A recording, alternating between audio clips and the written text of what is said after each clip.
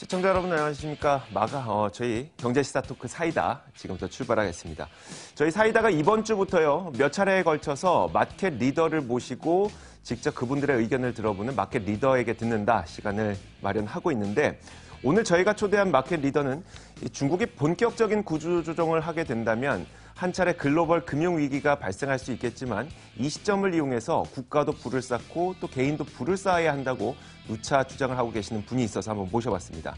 물론 이제 미국의 금리 인상도 코앞에 두고 있기 때문에 금리 인상을 앞두고 증시의 전망과 또 경제 전망은 어떤지 그런 것들도 빠뜨리지 않을 테니까요. 자, 지금부터 저희와 함께 하시면 되겠습니다. 경제스타 토크 사이다 출발합니다.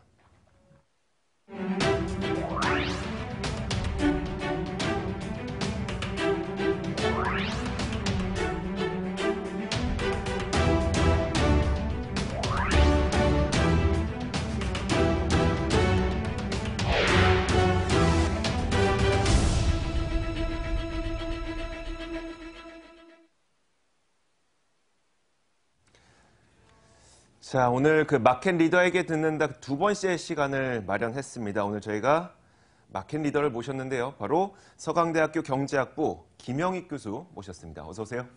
네, 안녕하십니까. 자, 저희가 초대해드리는 마켓 리더에게 가장 첫 번째 드리는 질문이 좀 추상적이긴 하나 이제 시장 심리를 읽을 수 있는 올해 시장 전망을 긍정적으로 보시는지 아니면 부정적으로 보시는지에 대한 질문이에요. 시장에 봄이 왔다고 보십니까? 아니면 아직 안 왔다고 보십니까? 네, 저는 주식 투자 시계로 보면은 네네. 지금 늦여름에서 가을로 가는 그런 국면이라고 보고 있습니다. 늦여름에서 가을이라면 봄은 이미 지났고. 예, 그렇습니다. 거의 겨울까지. 비관적인 입장인데요. 예, 제가 네. 시장 밖에서 보니까 시장에 있는 분들보다는 잘 알지를 못할 겁니다. 예, 네. 그럼에도 불구하고 세계의 큰 흐름을 보면은 2008년 글로벌 금융위기를 겪으면서 선진국 중심으로 전 세계가 엄청난 돈을 풀었거든요. 네네. 예, 각종 자산가의 거품이 생겼었어요. 그런데 네. 그 거품이 하나씩 차례대로 붕괴되는 과정이다. 네. 이렇게 보고 있습니다. 그래서 2016년에 채권 시장에 거품이 붕괴됐고요. 그다음에 네. 올 연초에 비트코인 등 가상화폐 거품이 발생했다 붕괴되는 과정이라고 보고 있고요. 네. 이제 주식시장 차례라고 보고 있습니다. 네, 그리고 아마 내년 상반기쯤에는 부동산 시장, 부동산이요? 그다음에 자산격 하락이 실물 경제에 영향을 주는 국면이 아마 내년에는 본격적으로 나타나리라고 보고 있습니다. 우리가 쉽게 이해하기로는 만약에 부동산 가격이라는 자산 가격이 하락하게 된다면 우리의 경제가 힘들어지는 그런 현상을 지금 예상하고 계시는. 그렇죠. 자산 가격이 상승하면은 소위 부유효과에서 소비가 증가하죠. 네. 자산 가격이 떨어지면 그만큼 그렇죠. 소비에 부정적인 영향을 줄 수밖에 없습니다. 집값이 올라가면 내가 부자가 되지 않았음에도 불구하고 내가 소비를 하게 되는 그런 그렇죠. 것들. 예. 지금까지는 그랬다는 거고. 예. 일단 증시 얘기를 조금 더 해보도록 하겠습니다. 올해는 물론 비관적으로 보고 계시긴 합니다만 그래도 올해에 조금 더 나은 것은 코스닥 시장이 되겠습니까? 아니면 코스피 시장이 되겠습니까? 그러니까 말하자면 대형 수출주가 좀 더 나을까요? 아니면 성장주들이 좀 더 나을까요? 예, 성장주가 좀 나으리라고 보고 있습니다. 네. 코스피, 코스닥 둘 중에 하나 고르라면요. 네네. 예, 코스닥이라고 보고 있습니다. 아무래도 네. 정부 정책도 있고 국민연금 등 수요도 있고 그래서 상대적으로는 코스닥 시장이 더 나을 거라고 보고 있습니다. 네, 알겠습니다. 자, 이렇게 그냥 시장 분위기에 대한 이야기를 한번 들어봤고요. 저희가 첫 번째 키워드를 준비했습니다. 한번 만나보도록 하겠습니다. 자, 바로 낙관론 대 비관론입니다. 사실 경제학 박사님들도 대부분 지금 갑론을 박하고 계시고요. 또 업계에 계시는 분들도 지금 더 갈 것이다, 이제 거의 다 왔다라고 주장이 계속 엇갈리고 있는데 일단 김영익 교수께서는 비관론을 좀 주장을 하고 계시고요. 자, 일단 이것부터 한번 보도록 하겠습니다. 세부적인 내용부터 한번 봐야 될 텐데 정부 정책이 많이 중소형주 쪽으로 힘을 싣기 위한 여러 가지 노력들을 하고 있죠. 테슬라 상장이라든지 아니면 KRX 300 지수를 만들어서 중소형주 쪽으로도 연기금의 자금이 좀 들어가게 한다든지 이런 것들에 힘을 입어서 사실 요즘에 바이오 쏠림 현상이 많이 나타나고 있거든요. 이 현상을 어떻게 보고 계십니까, 요즘에? 예, 저도 금융시장에 오래 지켜보면서 네. 예, 쏠림 현상이 있으면 반드시 부작용이 있었습니다. 그래서 바이오가 성장산업인 건 맞습니다. 네네. 예, 그리고 앞으로도 몇 년간 바이오가 지속적으로 성장산업인 건 맞는데요. 네.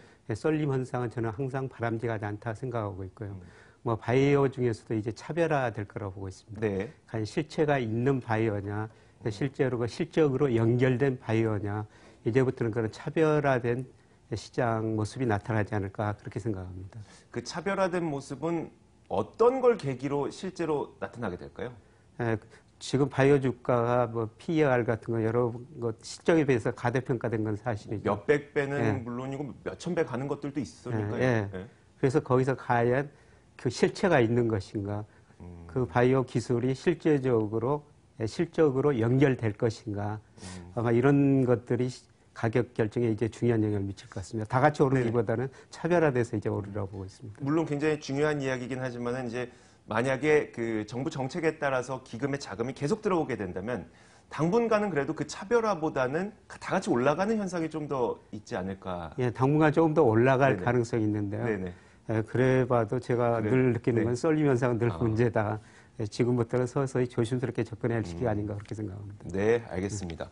그 남북 정상회담이라든지 이제 북미 정상회담이 또 계획이 되고 있다 보니까 요즘에 이런 이야기가 나오면서 코리아 디스카운트도 많이 사라지고 있다. 이런 이야기들도 나오고 있거든요. 이건 어떻게 보십니까?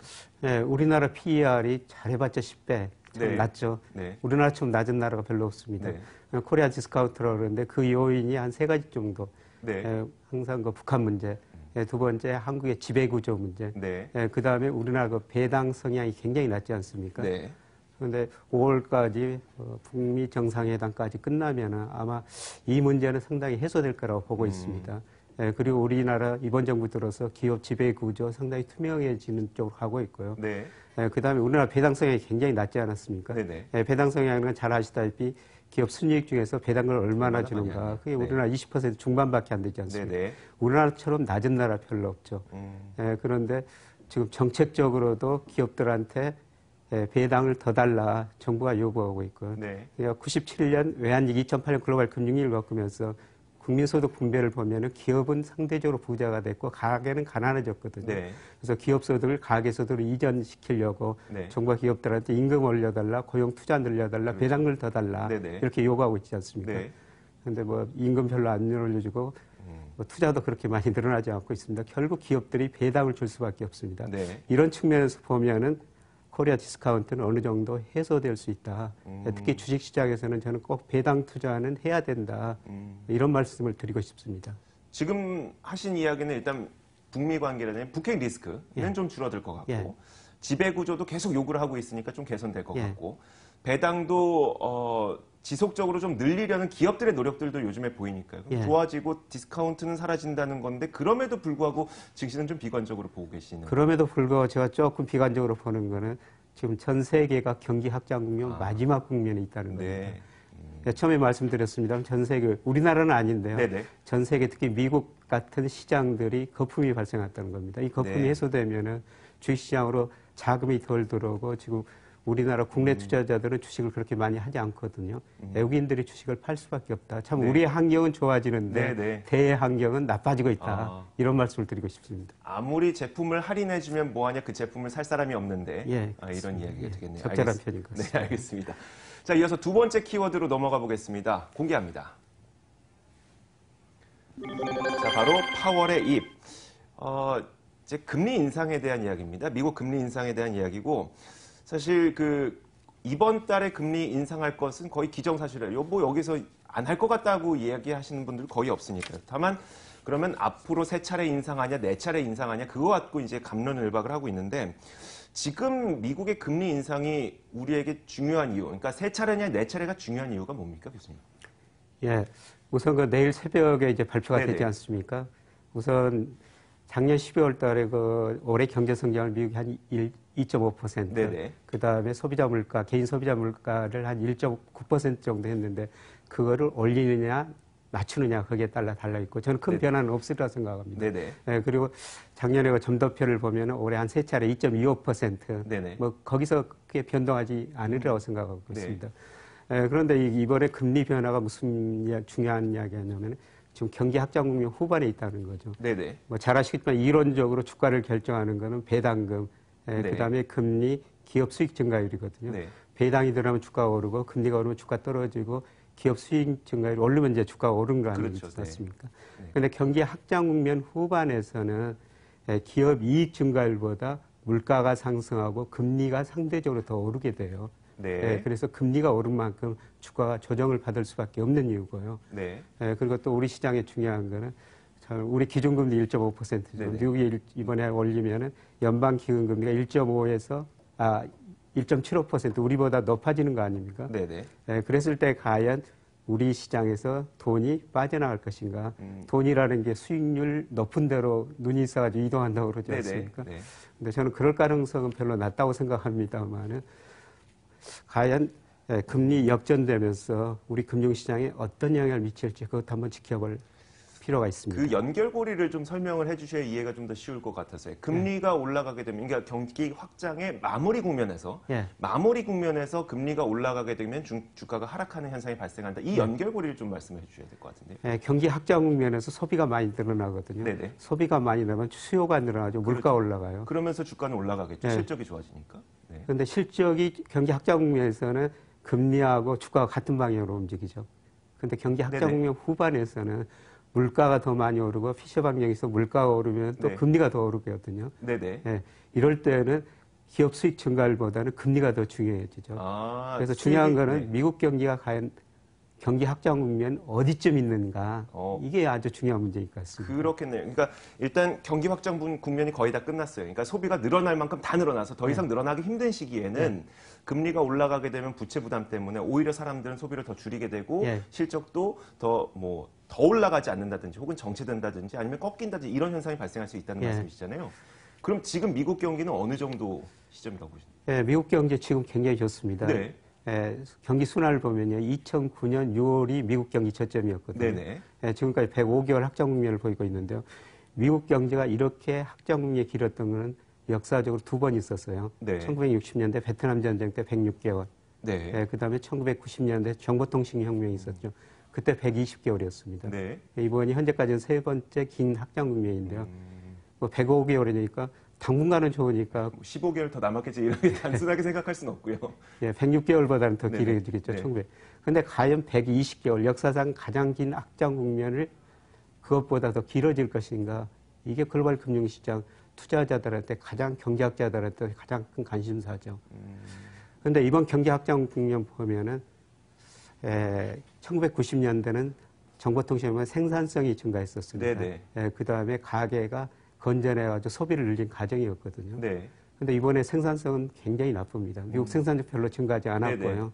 원자재 가격이 하락해가지고 공급국수 우측으로 이동하고 이번에 경기 확장 국면은 적극적인 통화정책, 재정정책 효과예요. 근데 효과가 거의 마무리되고 있거든요.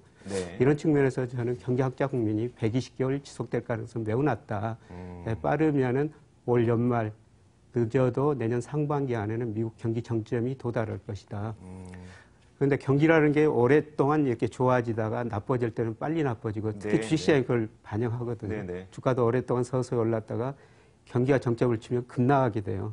과거 1969년 이후 통계를 보면은 미국 경기 정점 이후에 S&P 500 대표적인 주가지 있으죠.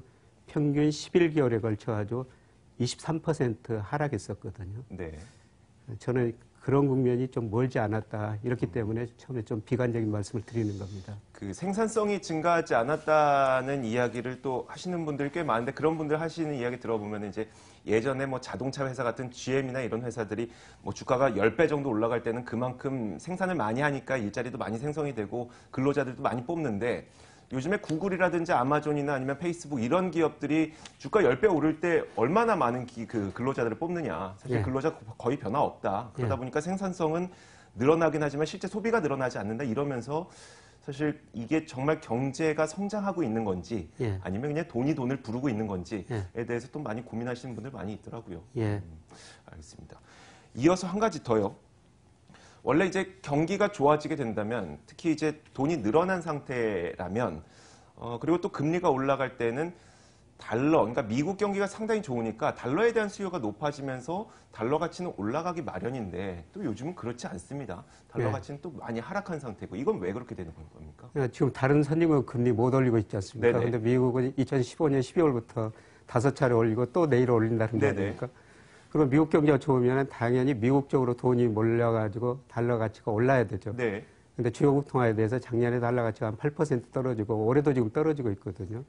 그런데 그 이유를 큰 흐름 측면에서 보면 미국 경제 역할이 상대적으로 축소되고 있습니다. 네. 예를 들어 2001년에 미국 GDP가 세계에서 차지하는 비율이 31%인데요. 네. 작년에 25%로 줄어들었고 IMF 등이 전망하면 앞으로도 계속 줄어들 거라는 겁니다. 네네. 그래서 상대적으로 미국 경제 역할이 축소되니까 장기적으로 달러 가치가 하락이다 이렇게 볼 수가 있겠고요. 네. 그다음에 미국이 금리를 올리지만 실질 금리는 굉장히 낮습니다.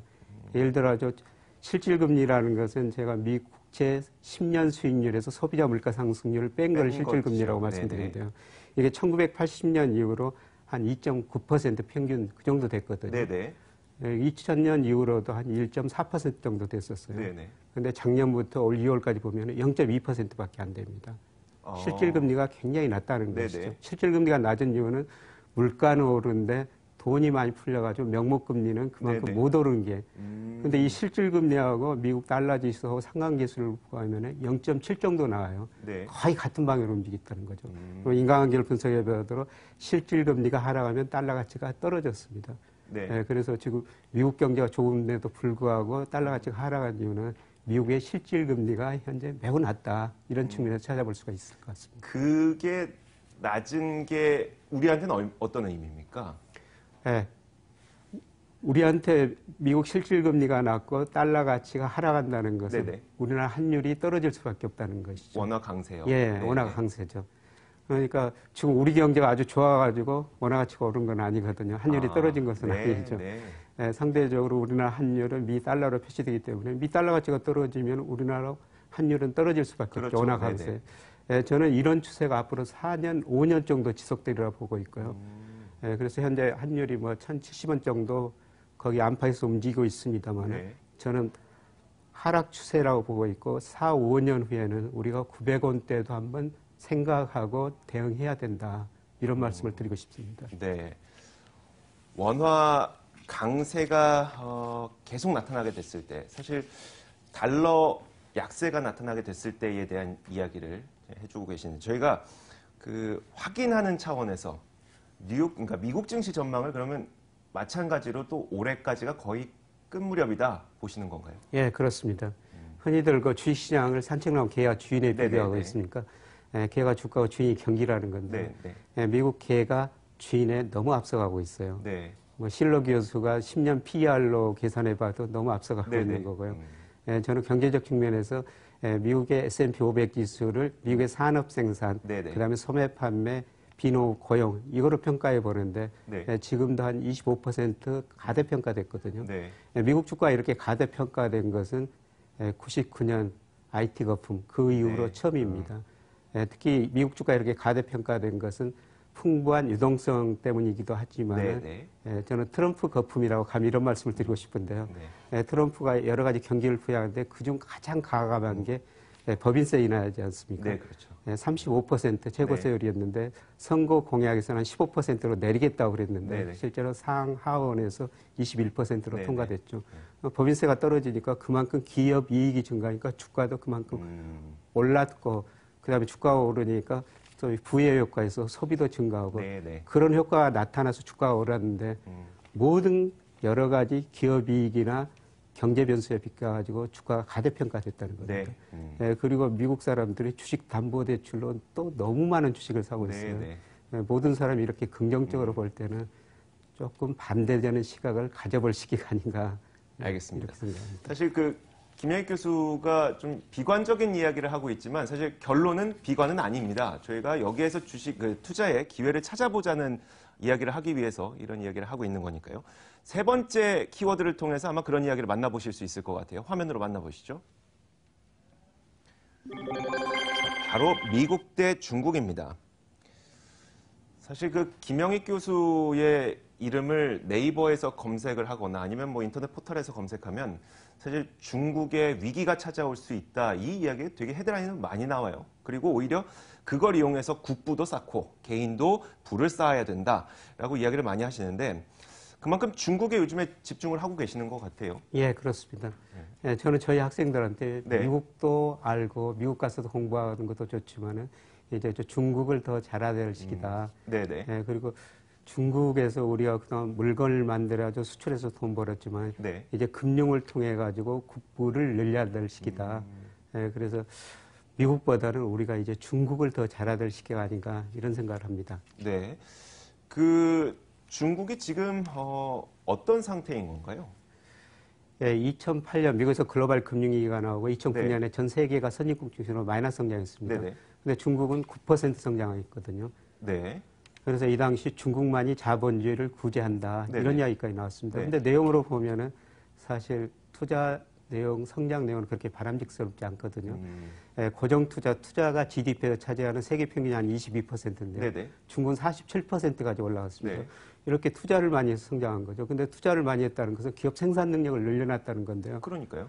예, 지금 물건이 그만큼 안 팔리죠. 그래서 중국의 기업이 부실해지고 은행이 부실해지죠. 예, 특히 중국 부채가 뭐 GDP 대비 민간 정부 합치면은 뭐 300%가 넘었거든요. 네. 근데 제가 과거 사례를 분석해 보니까 5년 동안 부채 비율이 50%포인트 이상 올라간 나라는 반드시 구조조정을 했다는 것입니다. 네네. 네, 특히 중국의 기업 부채가 지금 167% 정도 되지 않습니까? 네네. 너무 많아요. 근데 중국 회계 제가 보기에는 상당히 불투명합니다. 이런 농담도 있습니다. 네, 중국의 기업은 재무제표를 3개 작성한다. 은행에 제출한 거, 세무서에 제출한 거, 자기가 가지고 있는 거. 사실 우리도 97년 외환위기 전에는 재무제표가 상당히 불투명했거든요. 이게 투명해지면 저는 훨씬 더 너프리라고 생각해요. 결국 구조조정을 거칠 수밖에 없다. 근데 이 규모가 적으면은 아마 중국 정부가 해결할 겁니다. 근데 저는 규모가 쌓이고 더 드러난다고 보고 있습니다. 예, 저는 그 시장은 통제할 수 없다고 생각하고 교수님, 있습니다. 근데 우리가 시장에서 중국의 구조조정을 이야기하면서 뭐 예컨대 철강을 들게 되면요. 한참 그 중국의 철강 공급 과잉 때문에 우리나라 철강사들도 많이 힘들어하다가 중국에서 이제 뭐 자르고 합치고 하면서 공급 과잉을 해결을 하니까, 그러니까 구조조정을 통해서 해결을 하니까 또 우리는 상대적으로 이득을 받았다는 이야기도 있었어요. 오히려 중국이 구조조정을 하게 되면은 그 공급 과잉 때문에 피해를 입었던 우리나라의 국가나 이런 다른 국가들은 오히려 이게 호재거리로 작용하는 건 아닙니까? 그렇죠. 근데 구조조정이라는 게 쉽게 말씀드리면 경쟁력 없는 기업은 사라지고 경쟁력 있는 기업만 살아서 잘 된다는 거죠.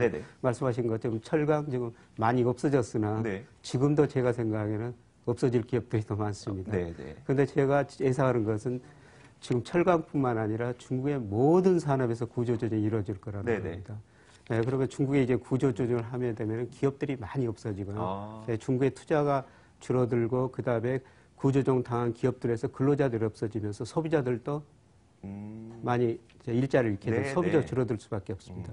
그래서 중국 경제가 그동안 10% 성장하다가 지금 6.7% 안팎으로 떨어졌습니다만 저는 내년에는 4 내지 5%로 떨어지리라고 보고 있어요. 그럼 우리 경제에 무슨 문제가 발생하냐면은 뭐 우리 경제에서 대중 수출 비중이 지금 한 25% 4분의 1가량 되죠. 올 1, 2월 달 통계 보니까 27%가 더 늘었습니다. 우리나라 수출 타격을 받을 수밖에 없고요. 그다음에 중국이 세계 원자재 수요 증가분의 거의 50%를 차지하고 있습니다. 구조조정 한다는 기업들이 없어지니까 그만큼 투자가 줄어든다는 거죠. 그러면은 원자재가격이 떨어진다는 것입니다. 그러면 원자재를 주로 수출하는 브라질, 러시아, 이머징 마켓 어려지라 보고 있습니다. 우리도 아직 뭐 선진국뿐만 아니라 이머징에 속해 있거든요. 교수님, 그러면요. 저희가 조금 더 듣고 싶지만 시간이 그렇게 좀 여의치 않아서 그 중국의 구조조정이 발생을 하게 됐을 때 중국 경제는 또 크게 한 차례 흔들릴 수 있고 중국 경제는 또 글로벌의 주요한 그 생산을 왔다 보니까 글로벌 경제까지 좀 힘들어질 수 있다는 이야기신데 그렇게 됐을 때 우리 개인들은 무엇을 해야 됩니까? 그때요. 저는 중국 주식을 투자해야 된다고 생각하고 있습니다. 중국이 구조조정하면서 자산가격이 많이 떨어질 거거든요. 우리 97년 외환위기 때 외국인들 우리나라 돈 많이 벌어왔는데 저는 중국이 구조조정 때 자산가격이 많이 떨어지면서 우리가 금융으로 특히 주식으로 중국에서 금융에서 국부를 일해야 됩니다. 뭐 직접 투자할 수도 있고 그다음에 랩 상품 운영할 수도 있고 그다음에 중국 소비자 펀드 이런 걸 가입해 가지고 아마 올 하반기 내년에는 뭐 우리 시장도 뭐 구조조정 거치고 오르겠지만 중국이 훨씬 더 빠르게 오르라고 보고 있습니다. 지금이 아니라 흔들렸을 때. 알겠습니다. 그 시기가 조만간 오리라고 보고 있습니다. 네, 알겠습니다. 자, 더 이야기를 듣고 싶지만 좀 저희가 시간 관계상 여기까지만 해야 될 것 같습니다. 자, 지금까지 서강대학교 경제학부 김영익 교수와 함께 이야기 나눠봤습니다. 오늘 말씀 고맙습니다. 고맙습니다. 자, 이어서 오늘의 이슈도 전해드리겠습니다. 이슈 파노라마 지금부터 함께 하시죠.